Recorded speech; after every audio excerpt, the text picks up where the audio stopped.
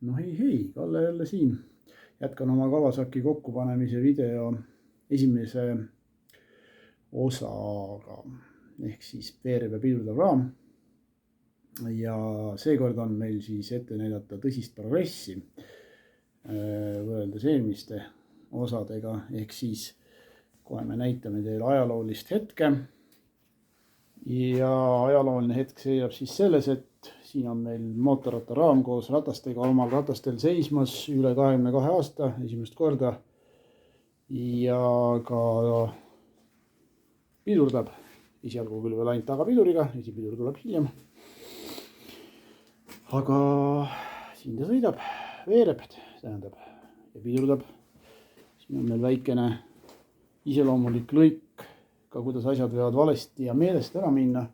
See piduri jaotus, mis ma see eelmine kord üle näoga paika panin, läks loomulikult valesti.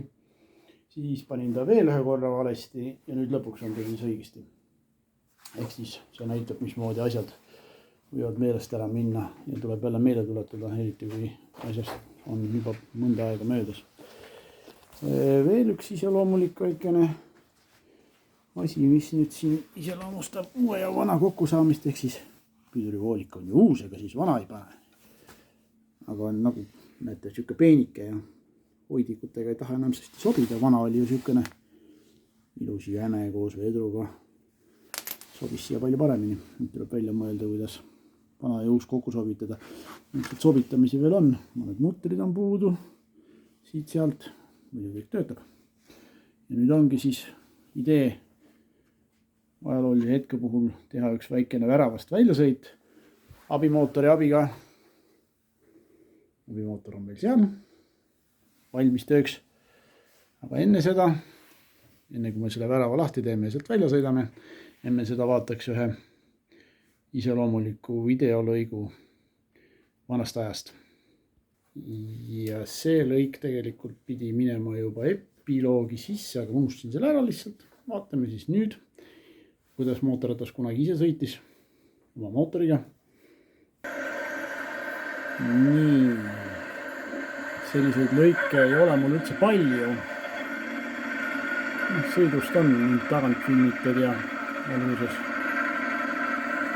sai usinalt filmitud. Alguse aastatel eriti.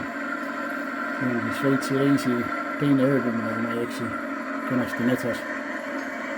Nii ka siis sõitis. Ja siin ma lähen. Niisiis, paigutasime raamile seda tula, avame pidulikult värava.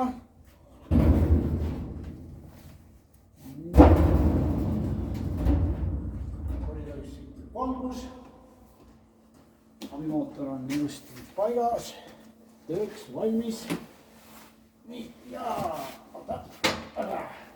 sõidame. Oi, kui vägev.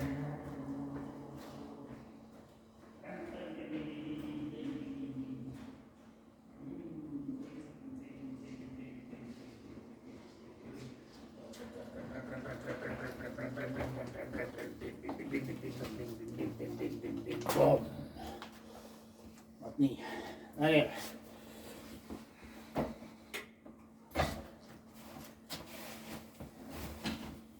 Ehk siis nii.